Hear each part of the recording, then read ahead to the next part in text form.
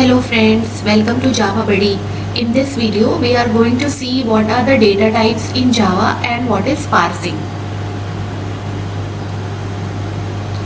So a data type is something that defines the type of value, its range and the memory occupied by this value. किसी भी programming language में friends data type ये बताता है कि जो भी वैल्यू आप स्टोर करना चाह रहे हैं अपने प्रोग्राम में उसकी रेंज क्या होगी, वो किस टाइप की वैल्यू होगी और वो कितनी मेमोरी लेगा। तो जब भी हम अपने प्रोग्राम में कोई भी डेटा कोई भी वैल्यू यूज़ करते हैं तो हमको उसका डेटा टाइप कंपाइलर को बताना बहुत इंपॉर्टेंट होता है और ये डेटा टाइप हम बताते हैं with the pre defined data types. तो जनरली डेटा टाइप्स हमेशा प्री डिफाइंड नहीं होते हैं। ब्रॉडली जावा में डेटा टाइप्स दो तरह के होते हैं। तो हम यहाँ पे देखेंगे कौन कौन से डेटा टाइप्स जावा में होते हैं। तो ब्रॉडली दो तरह के हैं। There are two types, primitive data types and non-primitive data types. So we will see what are these. So first we will start with the primitive data type, and non-primitive data types we will cover in the separate video. So in the primitive data type you can see that in this figure there are two types, non-numeric types and the numeric types. So under non-numeric types you have boolean and character, and under the numeric types we have integer and floating point. Integer is further subdivided into byte, short, int and long types, and floating point is subdivided into float and double type. So we will start with the non-numeric data type. Non-numeric data type means that it doesn't stores a numeric value. मतलब non numeric data types वो data types हैं जो कि numeric value को store नहीं करेंगे, ये एक नॉन न्यूमेरिक वैल्यू को स्टोर करेंगे यानी सेव करेंगे। ठीक है, तो नॉन न्यूमेरिक टाइप्स में पहला जो टाइप हम देखेंगे वो है बूलियन। तो बूलियन टाइप जो होता है वो लॉजिकल या बूलियन वैल्यू को रिप्रेजेंट करता है, जैसे कि ट्रू एंड फॉल्स वैल्यू। जावा में इसके लिए कीवर्ड यूज होता है बूलियन। कीवर्ड्स क्या होते हैं? रिजर्व्ड वर्ड्स होते हैं जो कि कंपाइलर को एक स्पेसिफिक मीनिंग देते हैं। तो सारे कीवर्ड्स जो डेटा टाइप्स जो प्रिमिटिव डेटा टाइप से रिलेटेड है वो सारे कीवर्ड्स स्मॉल लेटर्स में लिखे जाते हैं। बूलियन डेटा टाइप की डिफ़ॉल्ट वैल्यू फॉल्स होती है। फ्रेंड्स, डिफ़ॉल्ट वैल्यू हमेशा या तो किसी भी स्टैटिक टाइप को दी जाती है या फिर किसी भी क्लास के इंस्टांस वेरिएबल को दी जाती है। हम ये सारे कॉन्सेप्ट्स क्लियरली पढ़ेंगे नेक्स्ट वीडियोस में। तो अभी के लिए इतना हमें जानना है, डिफ़ॉल्ट वैल्यू वो वैल्यू होती है जो कि कंपाइलर अपने आप अज्यूम करता है, तो वो इस केस में बूलियन के केस में फॉल्स होती है। साइज इसका कोई भी जेवीएम द्वारा स्पेसिफिक नहीं है। JVM doesn't specify a fixed size for boolean data type. Range only two type of values can be taken, either true or false. तो रेंज इसकी या ट्रू होगी या फॉल्स होगी। और example boolean is human equal to true. तो ये जो एग्जाम्पल है इसमें आप देख सकते हैं कि Boolean is a data type, is human is a variable, variable जिसमें वैल्यू या डेटा हम स्टोर करेंगे। इक्वल टू ट्रू का मतलब इसमें क्या डेटा हम डाल रहे हैं। तो चूंकि इज ह्यूमन एक बूलियन टाइप का वेरिएबल है तो इसमें या तो ट्रू जाएगा या फॉल्स जाएगा। तो इस एग्जाम्पल में मैंने इसमें ट्रू डाला है। अब इसी एग्जाम्पल को हम लोग इंटेलीजे पे चला के देख लेते हैं। तो इंटेलीजे हमारा जो ये है, यहाँ पर हम लोग ऑलरेडी हमने देखिए यहाँ पे बनाया हुआ है कुछ कोड, इसको हम डिलीट कर देते हैं, फिर हम आपको शुरू से बताते हैं ये क्या है। ठीक है, तो इंटेलीजे ओपन कर लिया हमने, राइट। और इसमें हम जाएंगे प्रेजेंटेशन मोड में।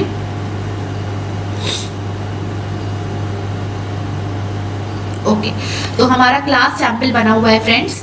अब मुझे इसमें बूलियन टाइप का डेटा डिफाइन करना है। तो हम यहाँ लिखेंगे कीवर्ड बूलियन। ये कीवर्ड है, देखिए कीवर्ड्स हमेशा ऑरेंज कलर से आएंगे इसमें। तो जितने भी आपको ऑरेंज कलर से वर्ड्स दिख रहे हैं ये सारे कीवर्ड्स हैं। और इसमें हम लिखेंगे वेरिएबल का नाम इज ह्यूमन और इसको हम कुछ वैल्यू दे देंगे ट्रू। अब दूसरा हम बनाएंगे एक डिफ़ॉल्ट वैल्यू का वेरिएबल और इसको हम बनाएंगे क्लास में मेन के ऊपर बूलियन, लेकिन हम ये बनाएंगे स्टैटिक बूलियन इज रॉबर्ट। ठीक है, अब हम क्या करेंगे, इसके अंदर simply system.out dot println, simply हम मेन के अंदर इन वेरिएबल्स की वैल्यू को शो करा देंगे। Are you a human. तो ये जो मैंने मैसेज लिखा है डबल कोट्स में, ये मैसेज आप कंबाइन कर सकते हैं वेरिएबल की वैल्यू के साथ यूजिंग द कॉन्कैटिनेशन ऑपरेटर, जो कि मैंने आप लोगों को पिछले वीडियो में बताया था, ठीक है। और मैंने क्या करा, मैसेज को are you a human message in double quotes, हमने इसको जोड़ दिया इस ह्यूमन वेरिएबल के वैल्यू के साथ, इसको कॉन्कैटिनेट कर दिया। दूसरा हम लिख रहे हैं system dot out dot println are you a robot, are you a robot, ठीक है। तो इसको भी हमने जोड़ दिया with the value of the variable is robot, ठीक है। अब देखिए, इसको समझने वाली बात है, ऊपर जो वेरिएबल मैंने इस रोबोट डिफाइन करा है, ये मैंने स्टैटिक लिखा है। इसका रीजन ये है कि आप इस वेरिएबल को एक्सेस कर रहे हैं मेन के अंदर, है ना, यहाँ पे एक्सेस कर रहे हैं। अब मेन फंक्शन भी स्टैटिक है, तो रूल ये होता है कि एक स्टैटिक फंक्शन दूसरे स्टैटिक वेरिएबल को ही एक्सेस कर सकता है या दूसरे स्टैटिक फंक्शन को ही कॉल कर सकता है। तो यहाँ पे कोई फंक्शन तो और है नहीं, एक वेरिएबल है जिसको ये एक्सेस कर रहा है, लेकिन ये वेरिएबल आपका मेन के बाहर बना हुआ है। तो बाहर जो वेरिएबल बना हुआ है वो आपका स्टैटिक फंक्शन के अंदर से एक्सेस हो रहा है, तो वो वेरिएबल भी स्टैटिक होना चाहिए, इसीलिए हमने इसको स्टैटिक बनाया है। नहीं तो मेन इस वेरिएबल को एक्सेस नहीं कर पाएगा। अगर हम यहाँ से देखिए स्टैटिक हटा देंगे तो देखिए ये रेड हो गया। इसका मतलब ये रेड इसलिए हुआ है क्योंकि आप एक स्टैटिक फंक्शन के अंदर से एक नॉन स्टैटिक डेटा को एक्सेस कर रहे हैं, इसलिए हमने इसको स्टैटिक कर दिया है। ये रूल होता है फ्रेंड्स, ये हम लोग आगे देखेंगे अगले वीडियोस में। और बूलियन मैंने यहाँ पर इसलिए लिखा है क्योंकि हम इसकी डिफॉल्ट वैल्यू देना चाहते हैं। तो डिफॉल्ट वैल्यू हमेशा या तो स्टैटिक वेरिएबल्स की होती है या इंस्टांस वेरिएबल्स की होती है। अब इंस्टांस वेरिएबल वो वेरिएबल्स होते हैं जो क्लास के अंदर डिफाइन किए जाते हैं। तो आप कहेंगे क्लास के अंदर तो मैंने इसको डिफाइन करा है, तो स्टैटिक क्यों बनाया मैंने स्टैटिक? तो वही आंसर मैंने अभी आपको दिया कि आपका ये इस रोबोट तो क्लास के अंदर बना है, ये इंस्टांस वेरिएबल है, तो इसकी डिफॉल्ट वैल्यू तो ले लेगा कंपाइलर। लेकिन ये वेरिएबल आप एक स्टैटिक, अगर ये नॉन स्टैटिक है तो आप इस वेरिएबल को एक स्टैटिक फंक्शन के अंदर एक्सेस नहीं कर सकते हैं, इसीलिए मैंने इस इंस्टांस वेरिएबल को स्टैटिक बनाया है। तो यहाँ पे दोनों चीजें हैं, एक तो ये इंस्टांस वेरिएबल है इसीलिए ये डिफॉल्ट वैल्यू ले लेगा, और दूसरा ये स्टैटिक इसलिए बनाया है हमने क्योंकि हम इसको मेन के अंदर से एक्सेस कर रहे हैं, जो कि खुद एक static itself it is a static function, okay. इसके बजाय अगर आप इसको देखना चाहें तो पहले हम इसको एग्जीक्यूट करके दिखा देते हैं आपको इसका आंसर क्या आ रहा है। तो फ्रेंड्स यहाँ पे डिफॉल्ट वैल्यू जो है वो उसने रीड कर ली है और हमारा आउटपुट आ रहा है आर यू अ ह्यूमन, इस ह्यूमन की वैल्यू आ गई विच इज ट्रू। और आर यू अ रोबोट, तो रोबोट को मैंने कोई वैल्यू नहीं दी थी, तो डिफॉल्ट वैल्यू फॉल्स इसने ले ली, दैट इज फॉल्स। तो इसीलिए वहां पे हमने आपको बताया है कि बूलियन डेटा टाइप की वैल्यू जो डिफॉल्ट वैल्यू है वो फॉल्स होगी, और अगर आप फॉल्स नहीं करना चाहते हैं तो आप दूसरी वैल्यू दे सकते हैं, that is either that will be true. तो दो ही वैल्यूज हो सकती हैं, ठीक है। अब अगर हम इसको आपको दिखाएंगे, इसको हम इंस्टांस वेरिएबल ना बना के अगर हम इसको बनाते हैं मेन के अंदर, तो अगर हम इसको यहाँ से डिलीट करके मेन के अंदर बनाते हैं तो क्या होगा फ्रेंड्स? मेन के अंदर, मेन एक फंक्शन होता है, मेन के अंदर अगर आप कोई वेरिएबल बना रहे हैं तो वो वेरिएबल हो जाता है आपका लोकल वेरिएबल। अब ये इस रोबोट हो गया एक लोकल वेरिएबल। अब लोकल वेरिएबल में आप चाहेंगे कि इसकी डिफॉल्ट वैल्यू ये रीड करे, तो ये पॉसिबल नहीं है क्योंकि इस रोबोट जो लोकल वेरिएबल हो गया है इसकी डिफॉल्ट वैल्यू जावा में नहीं होती है। डिफॉल्ट वैल्यू हमेशा स्टैटिक वेरिएबल्स की होती है या फिर इंस्टांस वेरिएबल्स की होती है, ठीक है फ्रेंड्स, क्लियर? तो इसीलिए अगर हम इसको अब रन करेंगे तो आप देखेंगे कि ये एक एरर दे देगा। हाँ, ये देखिए, variable is robot might not have been initialized. ये जो एरर आ रही है वो ये बता रही है कि इस रोबोट आप विदाउट इनिशियलाइजेशन यूज कर रहे हैं। इसका मतलब कि जावा कंपाइलर इसकी डिफॉल्ट वैल्यू यूज नहीं कर रहा है। क्यों नहीं कर रहा है? क्योंकि इस रोबोट एक लोकल वेरिएबल है जो कि मेन के अंदर बना है, इसलिए यहाँ पर आप इसकी डिफॉल्ट वैल्यू यूज नहीं कर सकते हैं। ये कॉन्सेप्ट हम अलग सेपरेट वीडियोस में फ्रेंड्स फिर से बताएंगे, जब हम आपको local variable types of variables बताएंगे, local variables, instance variables, static variables, की सारी चीज़ें हम वहाँ पे फिर से कवर करेंगे। ओके फ्रेंड्स, तो इसलिए हम यहाँ पर इसको डिफ़ॉल्ट वैल्यू अगर हमें लेनी है तो हमें इसको बनाना पड़ेगा इंस्टांस वेरिएबल और स्टैटिक इंस्टांस वेरिएबल। तो स्टैटिक कीवर्ड के साथ हम इसको यहाँ पे लिखेंगे और फिर ये हमारा प्रोग्राम एकदम सही हो जाएगा और ये चल जाएगा। ठीक है फ्रेंड्स, तो ये हो गया हमारा पहला primitive non numeric data type which is Boolean. Okay, अब हम वापस आते हैं अपने प्रेजेंटेशन पे। ठीक है, और हम कंटिन्यू करते हैं अब जहां से हमने लीव किया था। ओके, ठीक है, तो हमने ये देख लिया अपना कि what is a boolean non numeric primitive data type. अब हम आते हैं next non numeric primitive data type पे which is in character. So character data type Java में बहुत इंपॉर्टेंट होता है क्योंकि ये आपकी सिंगल कैरेक्टर्स को रिप्रेजेंट करता है। अब जावा में जो कैरेक्टर्स होते हैं वो आपके 16 बिट से रिप्रेजेंट होते हैं। 16 बिट से इसलिए रिप्रेजेंट होते हैं क्योंकि ये एक code Unicode encoding scheme follow करता है। फ्रेंड्स, यूनिकोड एनकोडिंग स्कीम में आप 16 बिट्स की हेल्प से total 2 to the power 16 different characters को एनकोड कर सकते हैं। जैसे कि आस्काई एनकोडिंग स्कीम होती है, वैसे ही यूनिकोड एनकोडिंग स्कीम भी होती है। तो आप इसमें ना सिर्फ इंग्लिश कैरेक्टर्स और डिजिट्स और printable and non printable characters को रिप्रेजेंट कर सकते हैं, बल्कि आप इसमें दूसरी लैंग्वेज के कैरेक्टर्स को भी एनकोड कर सकते हैं। तो एनकोडिंग का मतलब है हर कैरेक्टर का एक यूनिक इंटीजर वैल्यू होगी जो उससे एसोसिएटेड होगी। तो the encoding scheme used here is Unicode which can represent total 65,536 different characters. So that is a very huge space. Total size taken is 2 bytes क्योंकि 16 bits is equal to 2 bytes, 1 byte equal to 8 bits. Default value here is this is the default value friends. इसका मतलब है कि ये जो आपने 0004 times लिखा है that is representing a hexadecimal value. तो 0 इज द हेक्साडेसिमल फॉर 0, तो यानी कि ये जो _u लिखा हुआ है ये बता रहा है कि ये एक यूनिकोड एनकोडिंग स्कीम है फॉर 0। तो 0 is the first character which you can encode in Unicode. तो ये जो वैल्यू रिप्रेजेंट कर रहा है that is actually representing your null character.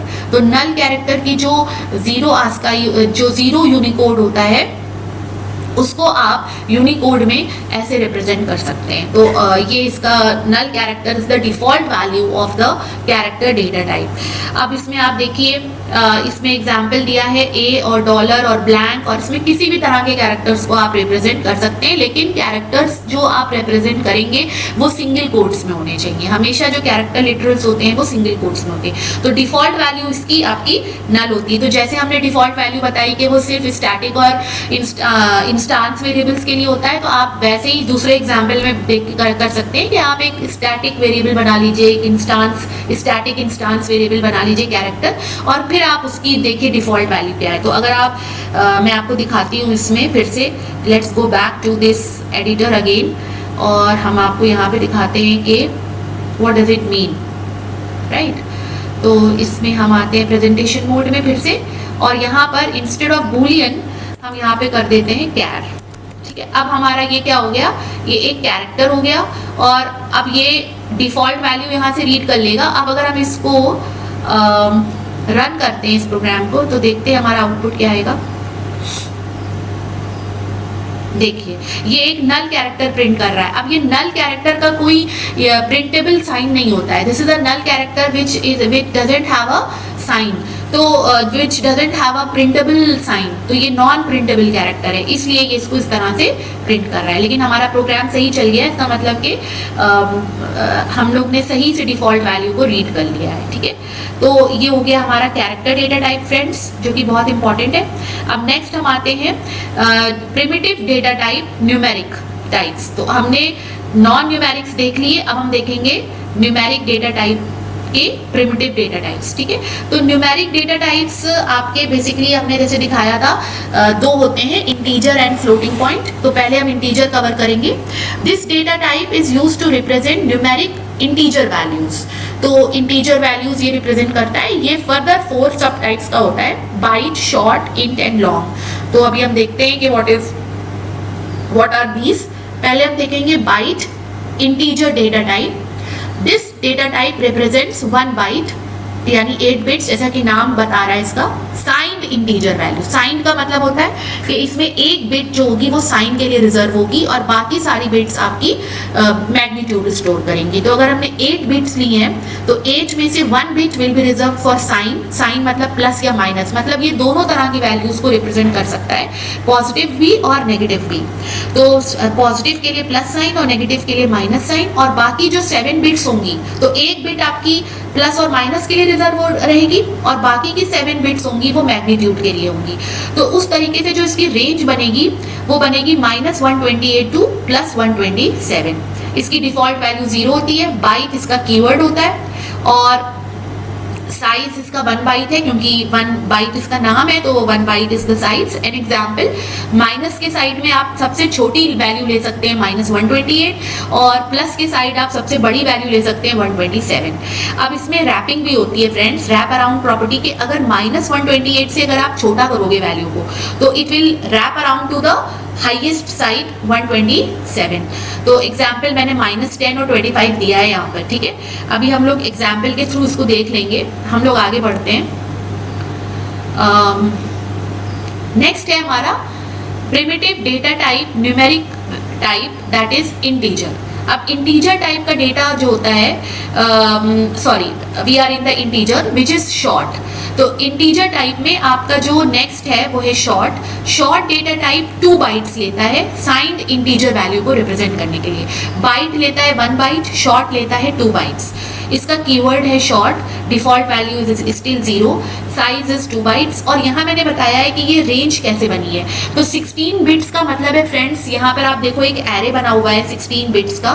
तो इस 16 बिट्स में आपके एक जो सबसे पहली बिट है that is at the index 0 is reserve for the sign bit, plus और माइनस के लिए। बाकी की जो 15 बिट्स हैं वो आपकी मैग्नीट्यूड के लिए है। तो जो रेंज बनती है वो बनती है -2 to the power 15 to +2 to the power 15 -1। -1 इसलिए क्योंकि एक आपका 0 को रिप्रेजेंट करता है तो इसके बीच में 0 भी आता है।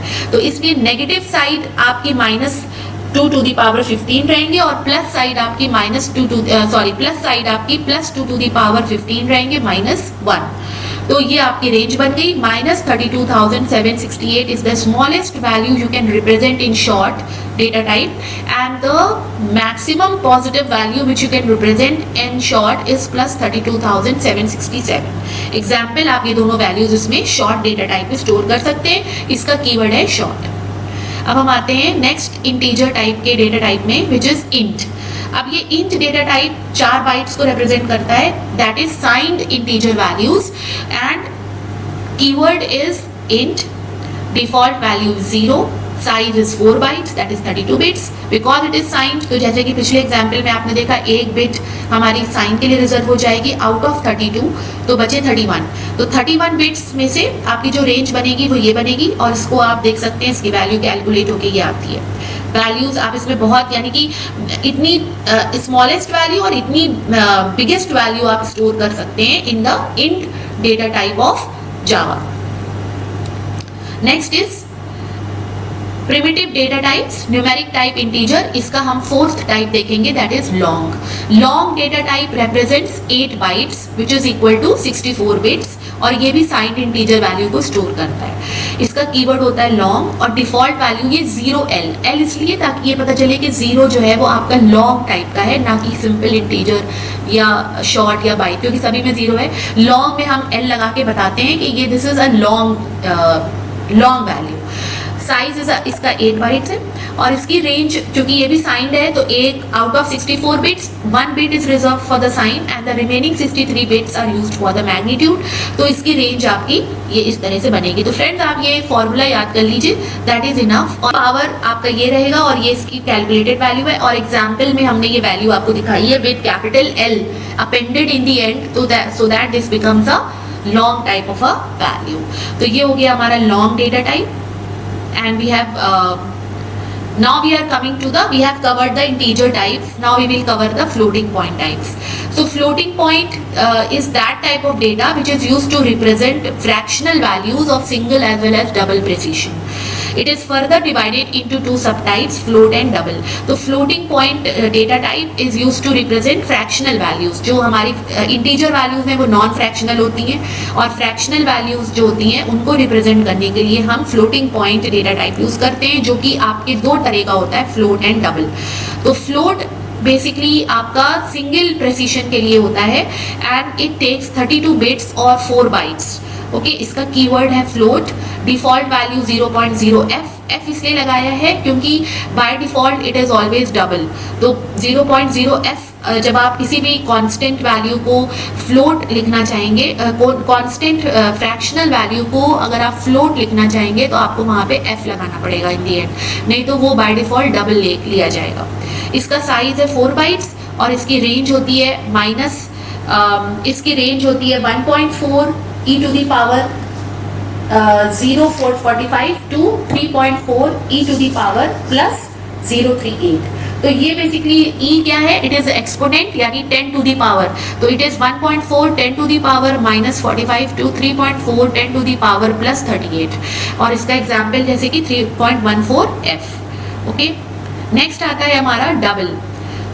Double is again a floating point data type which represents double precision values. Friends, float जो डेटा टाइप है उसका लिमिटेशन ये होता है कि आप उसमें फ्रैक्शनल वैल्यूज तो रिप्रेजेंट कर सकते हैं, लेकिन बहुत छोटी या बहुत बड़ी फ्रैक्शनल वैल्यूज आप रिप्रेजेंट नहीं कर सकते क्योंकि उसकी लिमिट होती है.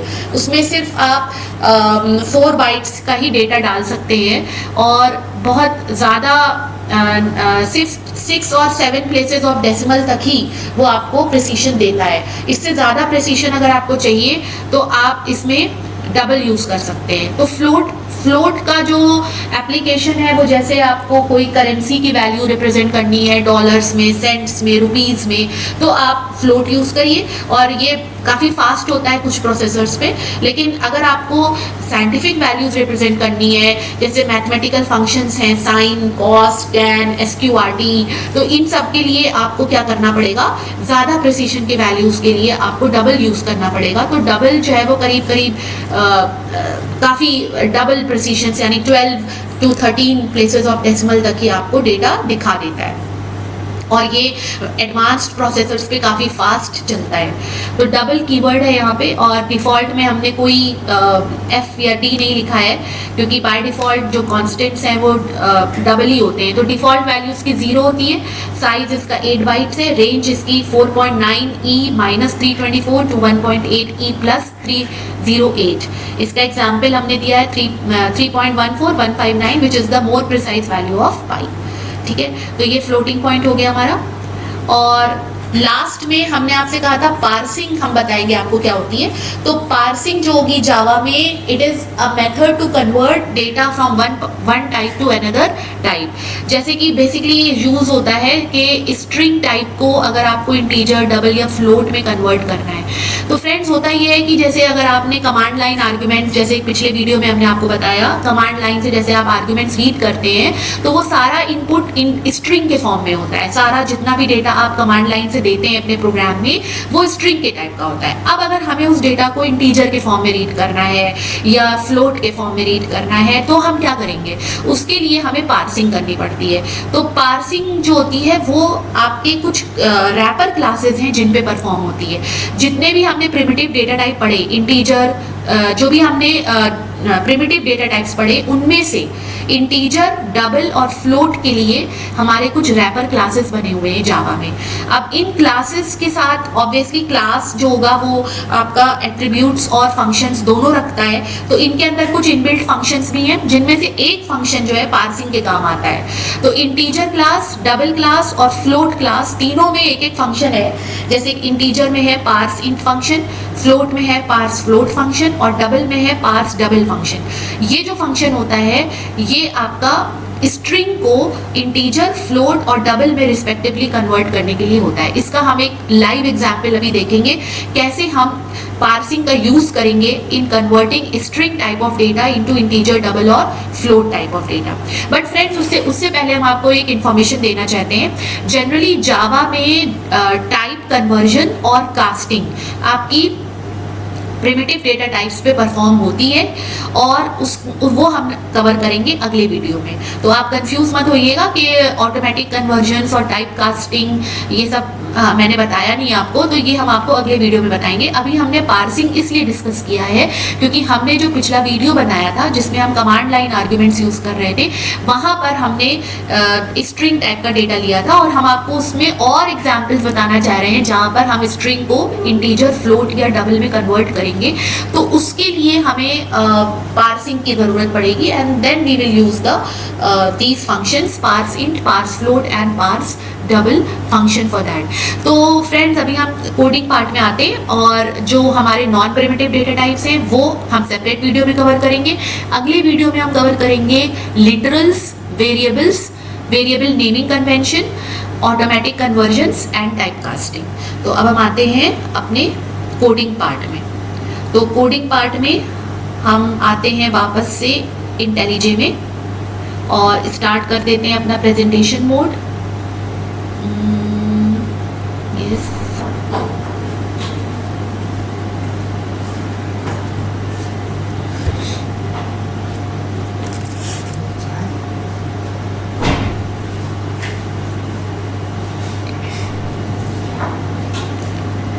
तो इसमें हम लोग क्या करने वाले हैं, हम लोग एक सिंपल सा प्रोग्राम बनाएंगे जिसमें हम आपको फ्लोट, इंटीजर और डबल सब यूज करके दिखाएंगे, ठीक है। तो बेसिकली हम यहाँ पे आपको ये डिलीट कर देते हैं, ये सारी चीजें डिलीट कर देते हैं हम लोग।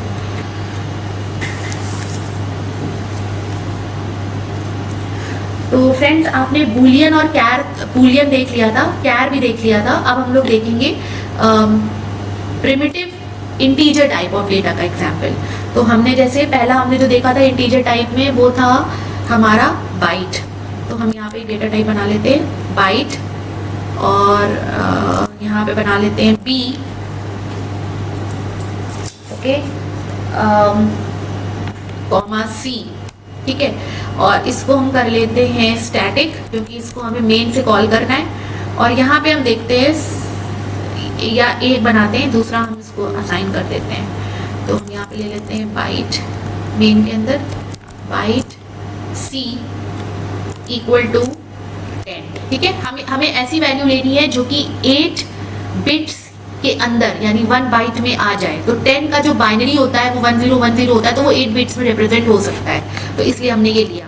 अब हम करते हैं system dot out dot println और इसमें हम दोनों को रिप्रेजेंट करते हैं एक ही साथ, एक ही सिस्टम के साथ।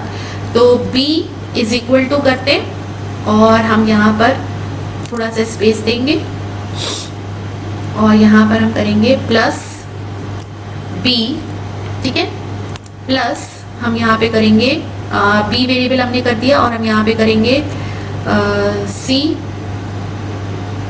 थोड़ा सा स्पेस देंगे, प्लस c इक्वल टू, ये स्ट्रिंग हो गई, प्लस हम यहाँ पे c प्रिंट करा देंगे, थोड़ा सा स्पेस देंगे यहाँ पे भी, ठीक है। तो अब हम देखते हैं इसको एग्जीक्यूट करके कि हमारी कौन सी वैल्यूज प्रिंट होती हैं, b के लिए कौन सी वैल्यू आती है। b हमारा डिफॉल्ट वेरिएबल है, तो दैट विल कंफर्म।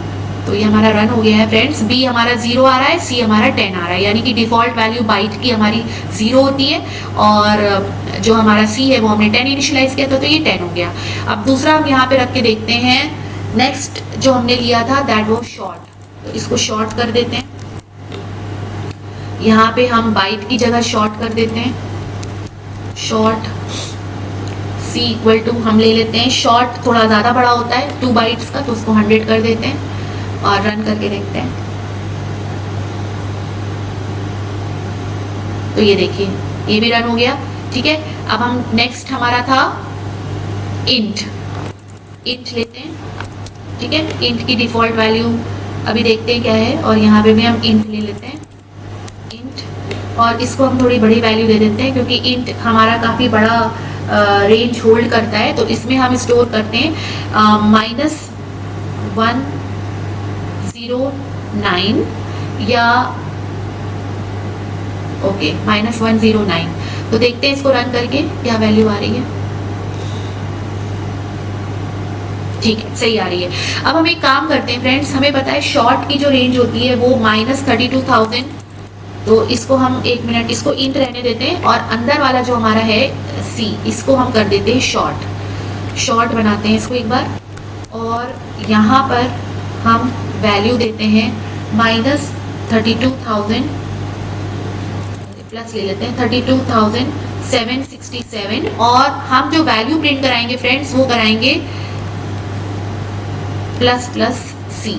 तो प्लस ऑपरेटर जैसे कि आप लोग जानते हैं कि इंक्रीमेंट ऑपरेटर होता है, ये 1 ऐड कर देता है किसी वेरिएबल में। तो प्लस सी का मतलब है कि ये क्या करेगा, सी में 1 ऐड कर देगा। तो अब देखिए फ्रेंड्स, ये जो वैल्यू है, जो पॉजिटिव वैल्यू हमने दी है, ये हमारी शॉर्ट की हाईएस्ट वैल्यू है। अब देखते हैं क्या हमारा आउटपुट आता है इसका रन करके। ओके, तो ये देखिए आप, ठीक है। हुआ क्या है कि b तो हमारा 0 आया है क्योंकि वो हमने इंटीजर लिया था और इसमें हमने डिफॉल्ट वैल्यूज ने रीड कर ली। c में क्या हुआ कि ये हमने शॉर्ट टाइप का वेरिएबल लिया था और इसमें हमने जो वैल्यू डाली थी वो मैक्सिमम डाली थी, maximum positive value in the range जो इसकी होती है शॉर्ट की। फिर हमने जो प्रिंट किया वो प्लस करके, यानी मैक्सिमम पॉजिटिव वैल्यू में +1 करा, तो वो रैप अराउंड होके किधर चला गया, नेगेटिव साइड। तो जो वैल्यू हमारी आई यहाँ पे वो -32,768 आ गई। यही हम आपको बताना चाह रहे थे रैप अराउंड प्रॉपर्टी क्या होती है, ठीक है। तो हमारा इंटीजर हो गया, शॉर्ट हो गया। अब हम लॉन्ग ले लेते हैं, यहाँ पे हम लॉन्ग वेरिएबल ले लेते हैं। लॉन्ग ये आपकी हर इंटीजर डेटा टाइप पे ये वैल्यू, ये प्रॉपर्टी फॉलो होगी, रैप अराउंड प्रॉपर्टी, ठीक है। और इसमें हम प्रिंट कराते हैं। अब देखिए क्या वैल्यू आएगी। अब हम क्या ये रैप अराउंड होगा, लेट अस सी दिस। क्योंकि लॉन्ग कर दिया हमने इसको तो इसकी रेंज बढ़ गई ना, तो अब ये रैप अराउंड नहीं होगा और ये सिंपली क्या करेगा, +1 इसमें ऐड कर देगा। तो 32,768 हो गया ये, ठीक है।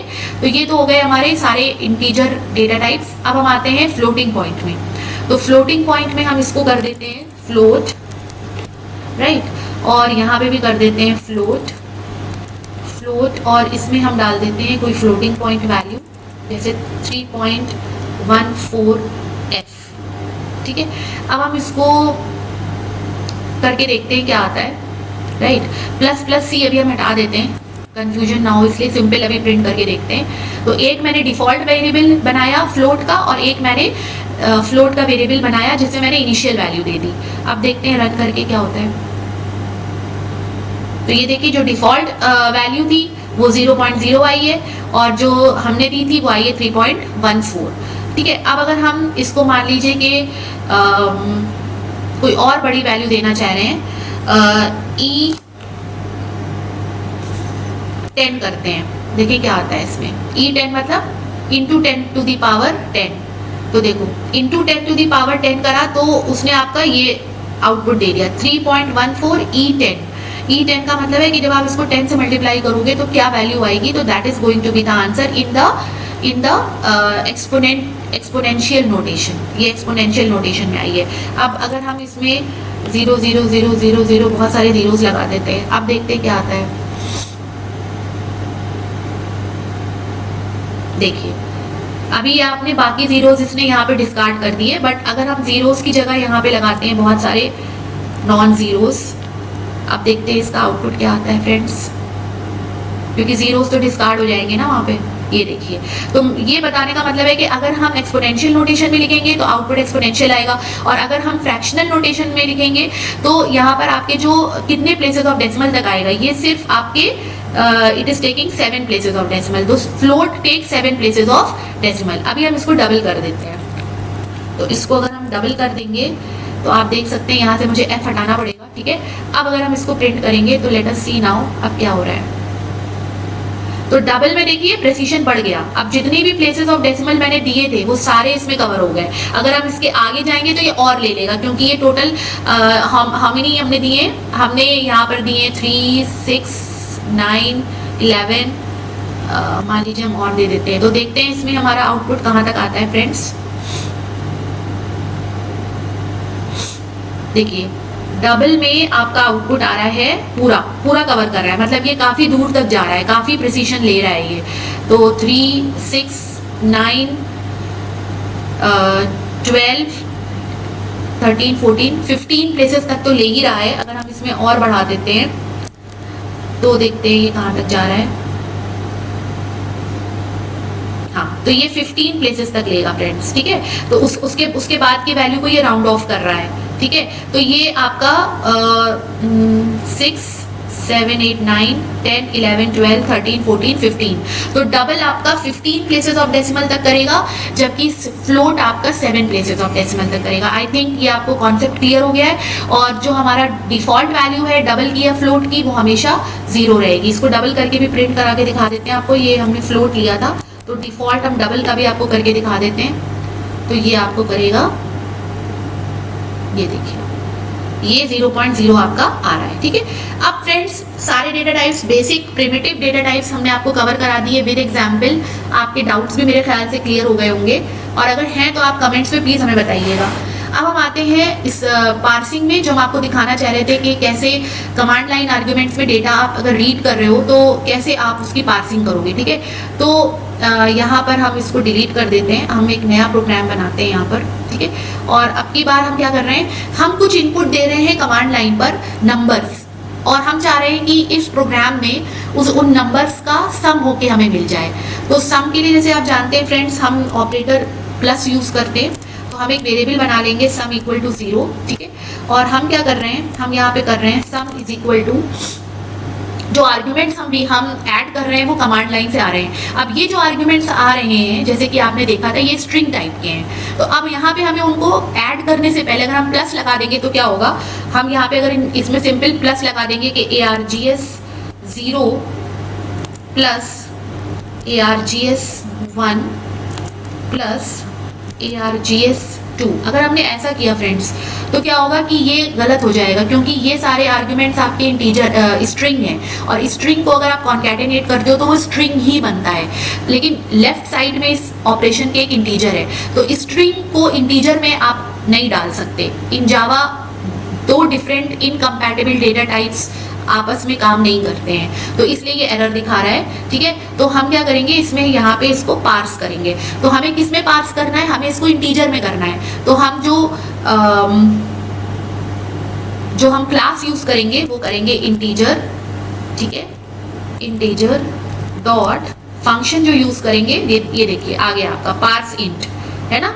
पार्स इंट फंक्शन हम यहाँ पे यूज करेंगे, और इसके अंदर हम डालेंगे ARGS 0, ARGS control X control V, ठीक है। इसी तरीके से हम यहाँ पे भी कर देंगे friends, integer dot parse int, और इसमें हम डाल देंगे ARGS 1 कंट्रोल X, और ये ARGS 1 आ गया। और यहाँ पे हम करेंगे इंटीजर डॉट पार्स इंट, और इसमें भी हम डाल देंगे ARGS 2। तो अब ये क्या हो रहा है, इसको कहते हैं पार्सिंग, ठीक है। और फाइनली हमको इसका जो सम होगा, ये सारे इंटीजर में कन्वर्ट हो जाएंगे, सारे तीनों आर्ग्यूमेंट्स, और ऐड हो जाएंगे। ऐड होने के बाद सम में स्टोर होगा इनका सम, इनका जो रिजल्ट है वो सम में स्टोर होगा, और फिर हम यहाँ पे प्रिंट करा सकते हैं वो सम। तो हम क्या कहेंगे, system dot out dot println sum is equal to plus the variable sum.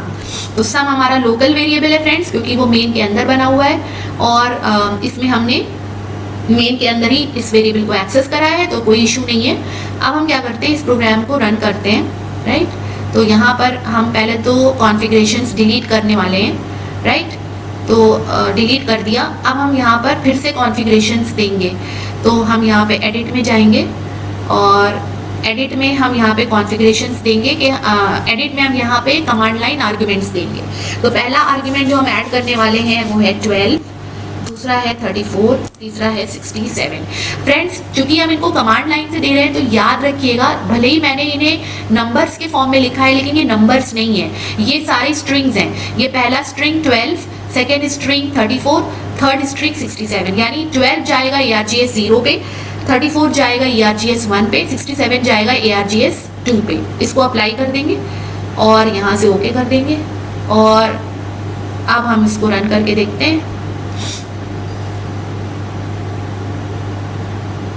तो देखिए हमारा रन हो गया है और हमारा आउटपुट आ गया है 113। तो ये कैसे हुआ कि जो हमने कमांड लाइन पे जो नंबर्स दिए थे वो स्ट्रिंग के फॉर्म में थे, बट उनको उसने कन्वर्ट कर दिया इनटू इंटीजर। किसने कन्वर्ट किया? पार्स इंट फंक्शन ने कन्वर्ट कर दिया, ठीक है। और फिर ये सारे ऐड होकर ये सम में कन्वर्ट हो गए। तो अगर आप देखो इसमें, आप फिर से जाओ एडिट में जाइए, आप कमांड लाइन देखिए, 12 + 34 + 67 इट इज इक्वल टू 113, ठीक है। तो इस तरीके से कमांड लाइन आर्ग्यूमेंट्स को आप किसी भी डेटा टाइप में कन्वर्ट कर सकते हैं, भले ही वो आर्ग्यूमेंट्स इन स्ट्रिंग होते हैं, ठीक है। इसी तरीके से आपके लिए एक होमवर्क है फ्रेंड्स, जो आप अपने घर पे ट्राई कर सकते हैं। आपको क्या करना है, you have to take principal, rate and time from command prompt. तो प्रिंसिपल इंटीजर होगा, जो आपका रेट होगा वो डबल होगा और टाइम भी इंटीजर होगा, और इन सबको कमांड लाइन से रीड करके आप सिंपल इंटरेस्ट निकालेंगे। तो जो आप वैल्यूज कमांड लाइन पे देंगे वो स्ट्रिंग होंगी, लेकिन जब आप इनको फॉर्मूले में यूज करेंगे सिंपल इंटरेस्ट के, तो प्रॉपर पार्सिंग के बाद करेंगे। तो जैसे फ्लोट आपको डबल में करना है तो आपको डबल क्लास यूज करना पड़ेगा, डबल डॉट पार्स डबल, और आर्ग्यूमेंट जिसको आपको कन्वर्ट करना है इंटीजर वाला करना है तो इंटीजर डॉट पार्स इंट, इस तरीके से आपको करना है फ्रेंड्स। और फिर आप उसको रन करके देखिएगा। अगर कोई इशू आता है तो आप प्लीज़ कमेंट्स में हमें ज़रूर बताइएगा, राइट। तो यहाँ पर हम अपना स्टॉप करते हैं और अगले वीडियो के लिए तैयार रहिएगा, जहाँ पर हम और डिटेल्स में जाएंगे about literals, variables, variable naming, automatic conversions and typecasting, ठीक है। तो friends, thank you so much for watching and take care, bye bye.